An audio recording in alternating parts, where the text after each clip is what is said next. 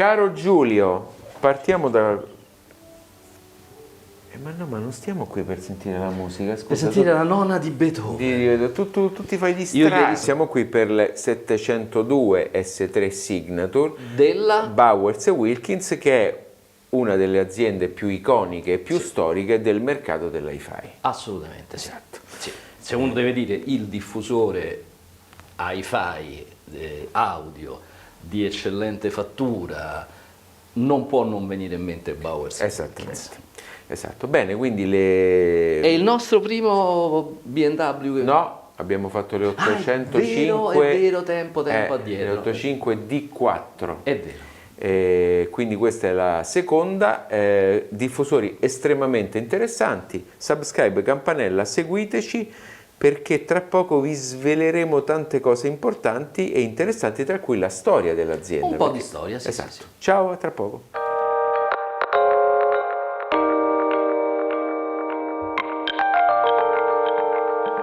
Allora Giulia, ci troviamo di fronte a un diffusore di un'azienda iconica, un'azienda che forse più di qualsiasi altra o quasi rappresenta un po' la storia dell'hi-fi europea, se vogliamo. Sì, è il tipico costruttore che chiunque si appassiona di audio si trova ad incontrare quasi subito, perché nell'ambito dei diffusori acustici Bowers & Wilkins è un marchio talmente consolidato, talmente di tradizione che l'appassionato, a maggior ragione l'appassionato europeo, non può non incontrarlo, imbattersi. E ovviamente si tratta di una fama strameritata, non casuale, su questo c'è poco da dire. L'azienda nasce nel 66, sì. Mi pare di ricordare. Tra le tappe di Bowers & Wilkins che dobbiamo ricordare, ce n'è una che probabilmente ha segnato anche dal punto di vista dell'immagine un po' la storia dell'azienda, cioè l'adozione nel 1974 del Kevlar, materiale composito all'epoca innovativo, che nessuno aveva mai utilizzato in questo ambito, che coniugava estrema leggerezza ma anche grande rigidità, che sono due caratteristiche che i progettisti di altoparlanti vanno cercando. Che viene poi abbandonato circa 10 anni fa dal Continuum. Che è questo materiale grigio che vedete qui. Anche un po' per diversificare la B&W rispetto agli altri costruttori, perché poi moltissime aziende hanno copiato, fra virgolette, il classico woofer giallo o midrange giallo, e quindi poi veniva confuso il diffusore di un'altra azienda per B&W solamente perché aveva il componente in Kevlar. Allora, serie 700, dimmi. Altro elemento caratterizzante e che troviamo in questo diffusore che appartiene alla serie 700, ma anche in altri diffusori della serie superiore, la 800, è questo tweeter alloggiato in un contenitore separato rispetto al mobile del diffusore e infilato all'interno di questo tubo rastremato in alluminio. Che si chiama solid body. Solid body, tubo che è disaccoppiato rispetto al mobile in modo tale da impedire che le vibrazioni provenienti dal mobile possano arrivare sino a questo componente, e questo è una sorta di eredità tecnologica che discende dall'iconico modello Nautilus, che è stato, se vogliamo, un po' il testamento spirituale di John Bowers, che era proprio basato su questa idea di assorbire le emissioni posteriori dei driver, dai woofer più grandi sino al tweeter, mediante questi tubi rastremati. In questo caso questi tubi, in particolare delle Nautilus, hanno la stessa hanno una lunghezza leggermente superiore alla massima lunghezza d'onda riproducibile dall'altoparlante, in modo che se uno mette l'orecchio alla fine del tubo che è forato non sente nulla, proprio perché il tubo ha già ingabbiato senza alcun problema meccanico, perché dobbiamo ricordarci che l'altoparlante ha un'emissione verso l'ambiente d'ascolto frontale, ma altrettanto ce l'ha posteriore. Certo. E però questa emissione posteriore deve essere fatta lavorare Sì. in modo che non impedisca i movimenti stessi dell'altoparlante. Per fare questo la cosa migliore è proprio quella di creargli posteriormente una camera che si allunga un po' di più della massima lunghezza d'onda, in modo che l'altoparlante si trovi libero di emettere posteriormente senza alcun vincolo. Esattamente. Solo che le Nautilus sono profonde 70 cm e quindi la cosa va bene per qualche ambiente, ma non va bene per tutti gli ambienti, a parte il costo proibitivo. Il solid body invece è una semplificazione e serve proprio per cercare di fare lo stesso identico mestiere, ma in una lunghezza un po' inferiore. Infatti questo è lungo un po' circa 20 cm. Assolutamente. Ok. Siamo partiti dall'alto, scendiamo verso il basso, Sì. non senza prima aver detto che il Twitter di queste 702 S3 Signature è in un materiale che loro chiamano Carbon Dome, cupola in carbonio. Poi scendendo c'è un midrange in continuum Da 15 cm, che è lo stesso adottato dall'802 D4 e dall'800 D4. e noterete, lo stiamo inquadrando adesso, la ridottissima dimensione della sospensione. La vera rivoluzione di questo midrange è la sospensione posteriore, che non è più fatta con lo spider, ma è fatta con una sospensione biomimetica, Sì. E che servono per fugare completamente le riflessioni vicine della sospensione. Lo vedremo meglio nello sventramento, ma è un ulteriore importante innovazione che la Bowers e Wilkins ha introdotto qualche anno fa. I woofer sono 3, mi pare che sono da 11,5 se non ricordo male, 16 cm, quindi 16,5. 16,5 Sì. e Aerofoil, che è un altro materiale sviluppato dalla Bowers e Wilkins.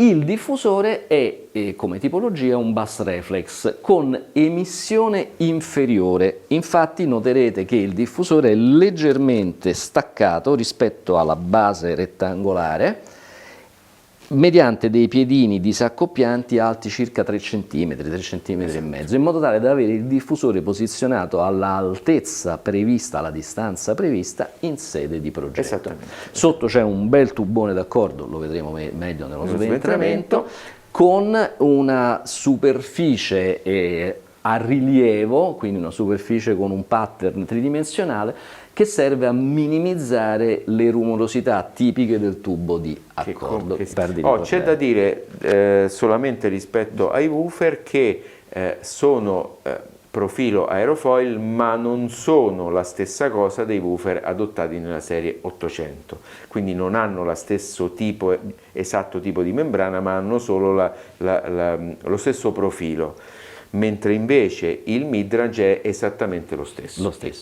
Per la tua gioia, dietro troviamo le connessioni per il B-wiring, esatto, con una splendida morsettiera che stiamo vedendo inquadrata in questo momento, realizzata in maniera eccellente. Possiamo andare allo sventramento? Sì, mi bruci così, se non no. Per non dire solo l'ultima cosa, ecco, la serie Signature è caratterizzata da 2 colorazioni. Questa che si chiama Midnight Blue Metallic, bravo, che speriamo di riuscire a far vedere nel video, perché può essere scambiato per un nero lucido, ma in realtà il nero lucido non è un meraviglioso blu profondissimo, veramente molto bello, molto elegante, e un più convenzionale noce americana. Datuk Gloss, bravo, ma mi hai ricordato che mi ero scordato. La linea convenzionale, quindi la linea non signature, che è disponibile in bianco, nero e noce più chiaro, che si chiama, perché ho preso appunti, si chiama Mocha, ho preso appunti, Mocha, questa volta li ho come presi, il caffè. Esatto, consta di 6 modelli più 2 centrali, quindi 3 modelli da pavimento, 3 modelli da bookshelf. Di questi 3 modelli da pavimento 2 sono dotati del tweeter on top. Un dettaglio che tutti voi ci chiedete e che noi tendenzialmente o ce ne dimentichiamo o lo sbagliamo è il prezzo. E anche questa volta abbiamo studiato. Perché? Per dire che la 702 S3 Signature, costa ai noi una cifretta sostanziosa in più. 8.500 la coppia. La coppia, laddove la non Signature sì, costa, c'è scritto qui, 6.500 euro la coppia. Quindi Esatto. il passaggio da normale a Signature comporta un esborso di 2.000 euro. Quali sono le differenze oltre alle finiture? Secondo quello che dice la Bowers e Wilkins è una maggiore cura del filtro crossover, che poi vedremo nello sventramento, che ha dei componenti ancora più selezionati. Noi ovviamente, non avendo sentito la serie normale, non possiamo esprimerci su valutazioni di carattere sonico. Sì, esatto, quindi non sappiamo che differenze ci sono esatte, vi diremo in sede di ascolto quanto suonano queste e come suonano queste. Già vi diciamo che ci sono piaciute moltissimo. A voglia. Però adesso dobbiamo andare allo Vai. Ok, a tra poco, ciao. Ciao.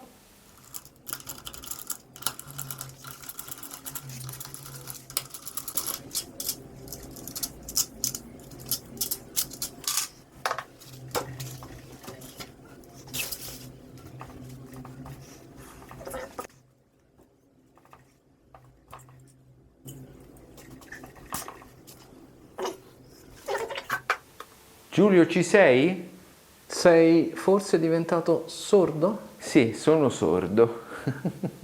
Quindi mi sono applicato questo dimmi. Aiuto acustico. Questo aiuto acustico, esatto. Ma no, signori, non è un aiuto acustico, è il tubo di accordo di questo diffusore. Un po' lunghetto, mi posso avvicinare così facciamo vedere il sistema Flow Port System? Allora, sì, io vengo avanti. Sì. Eccolo qua. Che è sempre molto bello da vedersi. Sì. Poi va detto che non solo è applicato sull'uscita, ma è applicato anche all'ingresso. Vedi? Sì. Oh, e vogliamo dire a che cosa serve? Questi servono a minimizzare l'effetto turbolenza che è tipico dei tubi di accordo, dei sistemi bass reflex. Ognuno trova la sua strada per minimizzarlo. La B&W da molti anni ormai sì, usa questo sistema che si chiama Flow Part. Bene. Quindi noi stiamo inquadrando adesso la parte inferiore del diffusore. Dove poi va la base, perché qui poi ci va applicata una base che lascia la giusta distanza tra il flow port system e quindi l'uscita del bass reflex con il pavimento. Dentro al diffusore vediamo la presenza di alcuni rinforzi molto robusti, ce ne molto sono vari. Robusti. Adesso io provo a entrare all'interno del diffusore con lo zoom. Eccolo qua abbiamo un particolare di questo grosso setto di rinforzo e vedete che dietro, dove sto mettendo a fuoco adesso, ce n'è un altro vicino alla lucina che Giancarlo muove. Esatto. Poi c'è il filtro che adesso facciamo vedere tra un attimo, giusto? Che io già qui sto inquadrando, qua vediamo delle induttanze. Eccolo qua. Eccolo lì, enorme, induttanza in aria, 2 induttanze in aria. Ok. Ed è tutto lì, con un semplice condensatore di bypass ed è tutto lì il filtro. E questo è il filtro per la parte bassa. E vedete bene che io qua peraltro sto inquadrando anche un altro dei setti di rinforzo. Esatto. Ok. Ci sono setti di rinforzo orizzontali e verticali, infatti eccoli qua. Un'altra cosa che possiamo vedere da questa immagine è l'incasso all'interno del quale va il driver con le sue belle filettature. Il woofer che lo facciamo vedere adesso? Facciamo vedere. Dunque, intanto è collegato con i connettori Faston, cosa che farà inorridire qualunque tra i nostri ascoltatori che dicono un diffusore così costoso doveva avere i connettori saldati. E invece non è così. La prima cosa da far notare è la quantità di viti per il serraggio, che sono ben 8. Normalmente ne vengono usate 6, in questo caso ne vengono usate 8. L'altra cosa che io noto è che il cestello, specialmente gira, appoggialo, ecco, il cestello ha uno spessore veramente notevole. Eccolo. Che materiale è? Alluminio. Alluminio. Ok. Questi si chiamano? Allora, questi abbiamo detto, noi li abbiamo chiamati distanziali o razze, ma ancora ci dibattiamo per capire qual è il termine giusto, non troppo ridicolo. Io da questa inquadratura riesco a far vedere molto bene anche il centratore e la bobina che sto inquadrando in questo istante, esatto, con ampia foratura per il, diciamo, Questi, la no? Stai facendo vedere, compensazione, certo. esatto, quindi i fori di compensazione. Se poi lo inquadriamo, ecco, lo sto facendo io, c'è in giallo il centratore. Ecco qui, bobina mobile, la facciamo vedere, Giulius? La sto facendo vedere perfettamente in questo istante. Se tu muovi un pochino il... esatto, vedete che si muove.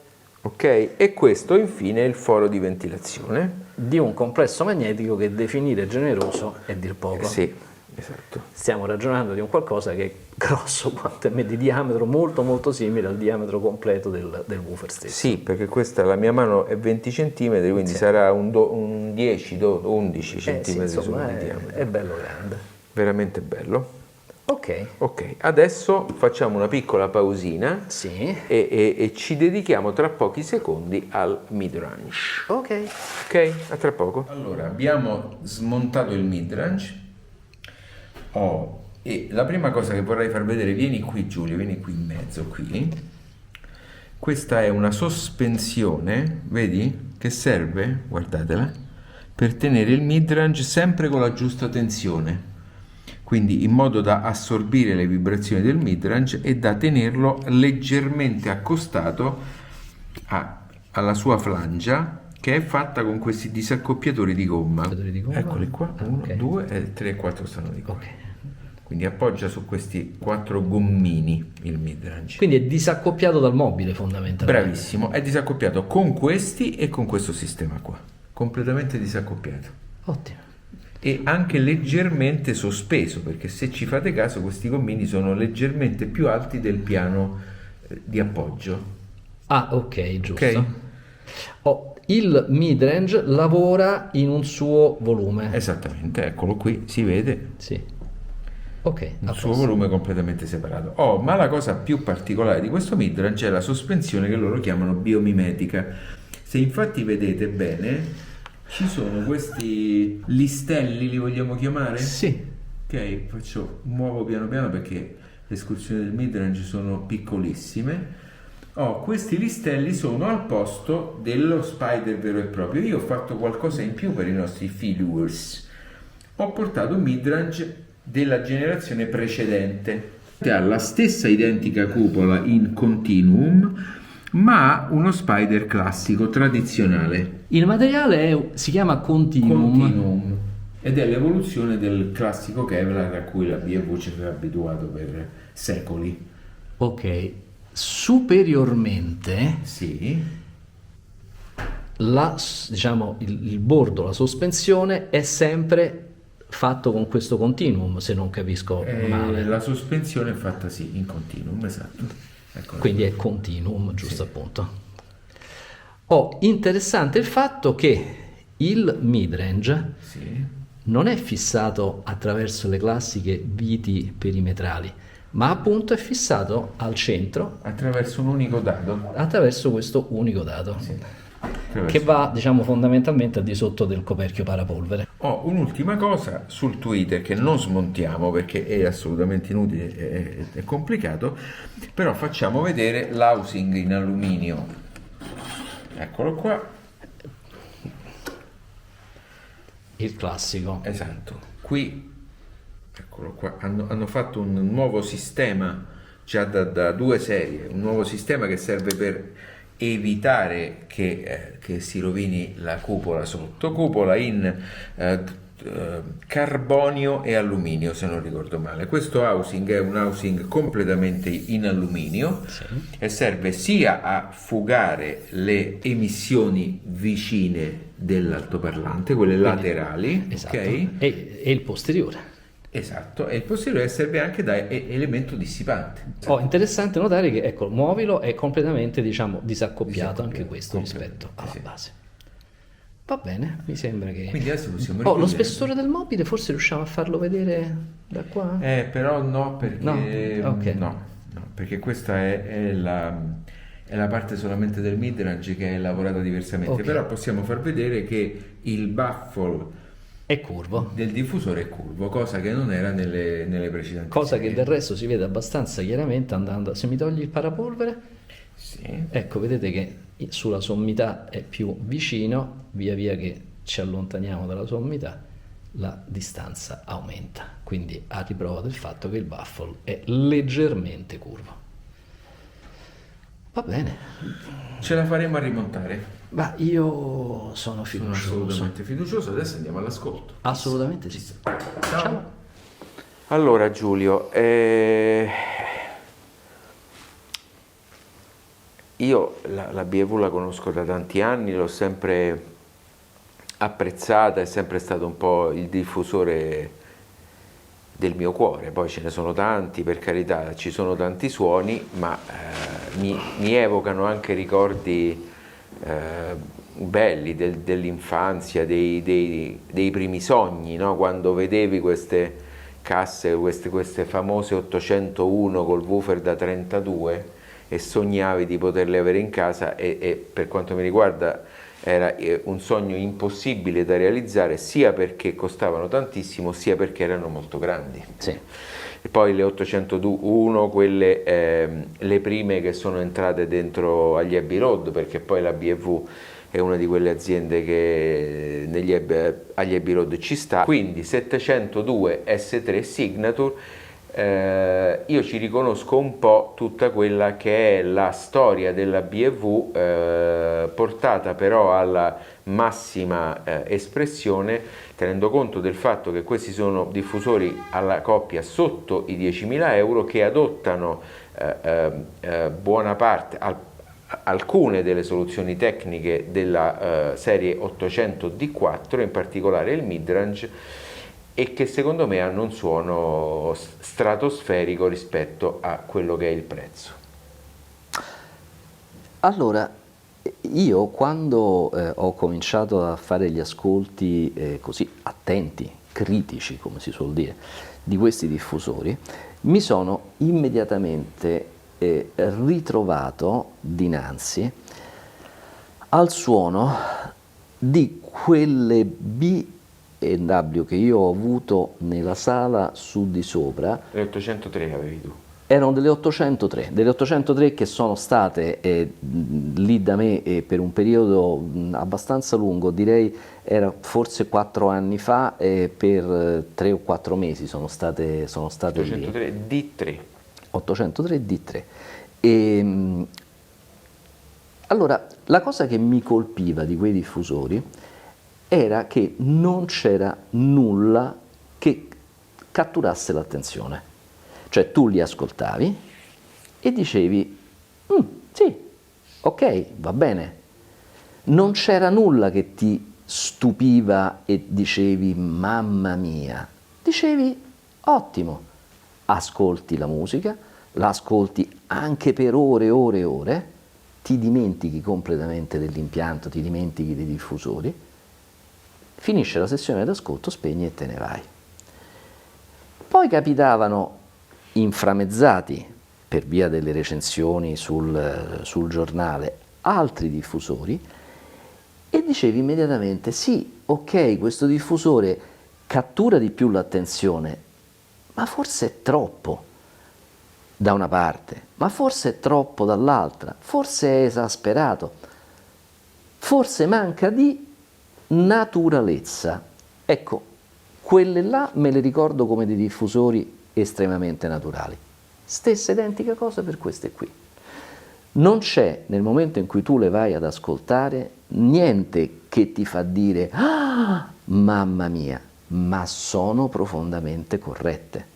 Ti permettono di fare delle sessioni di ascolto lunghissime, concentrandoti sulle registrazioni, sugli strumenti, sui posizionamenti, su tante cose, ma senza mai stancarti.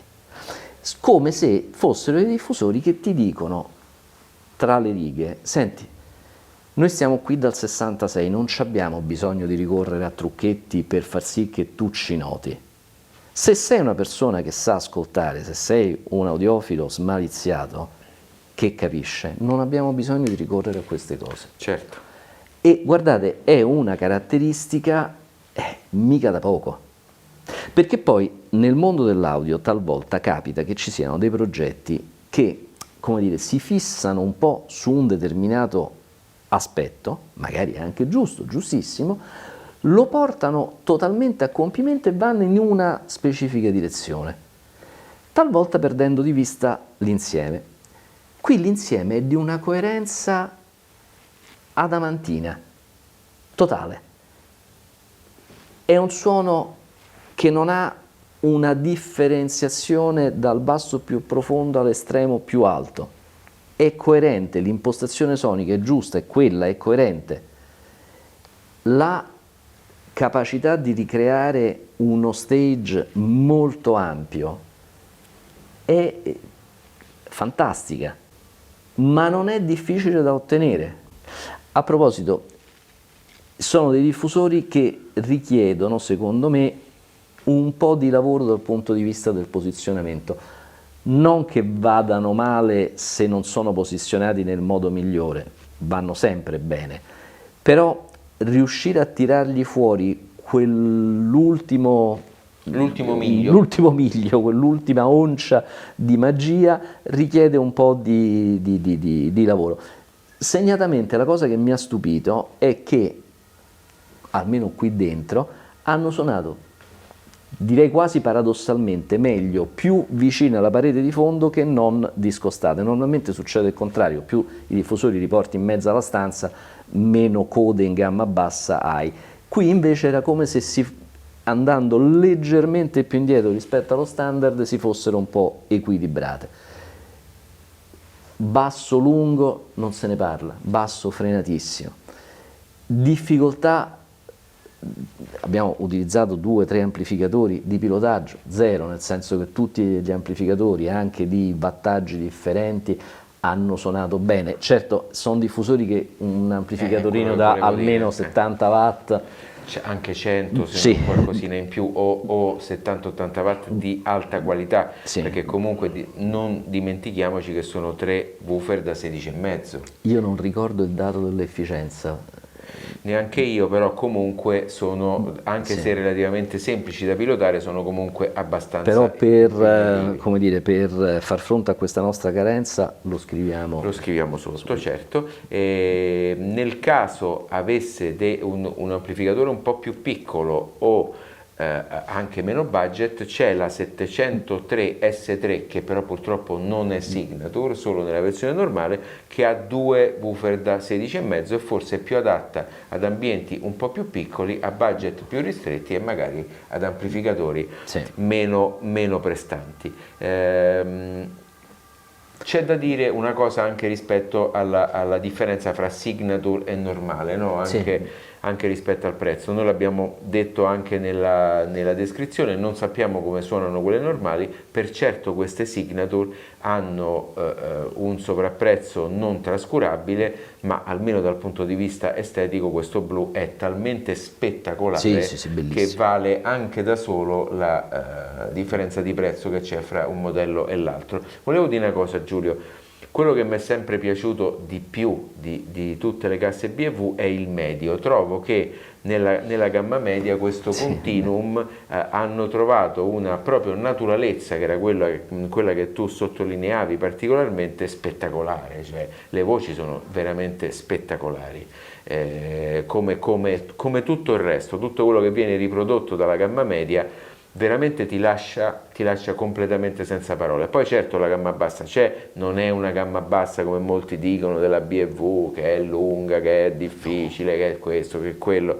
non è assolutamente vero. Quantomeno in questo modello proprio dire che questa è una gamma bassa lunga, no, non è assolutamente così. L'alto è un alto eccellente, la gamma media è magica. Sì. Ecco, la gamma media è magica. Però ripeto, ecco, a me quello che ha colpito è la coerenza dell'insieme. Sì.